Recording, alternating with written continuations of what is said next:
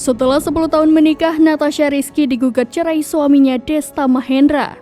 Natasha Rizky curhat mengaku letih saat mengunggah foto momen lebaran bersama keluarganya. Foto lebaran yang diunggah pada 22 April 2023 lalu itu kini kembali menjadi sorotan setelah Desta menggugat cerai Natasha Rizky. Di momen Idul Fitri, Natasha Rizky tampak kompak mengenakan baju lebaran bersama ketiga buah hatinya. Sementara Desta terlihat memilih mengenakan pakaian dengan nuansa hitam. Ketidakkompakan mereka saat itu sempat menjadi sorotan warganet di Instagram.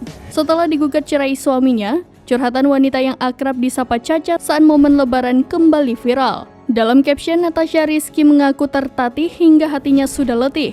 Unggahan lawas Natasha Rizky pun langsung diserbu para fans yang turut dibuat kaget dengan kabar perceraian pasangan ini.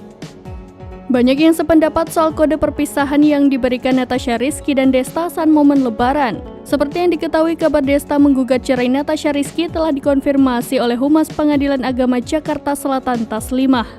Pihaknya membenarkan gugatan didaftarkan secara e-court pada 11 Mei 2023. Gugatan cerai keduanya terdaftar di nomor perkara 1583-PDTG-2023-PAJS.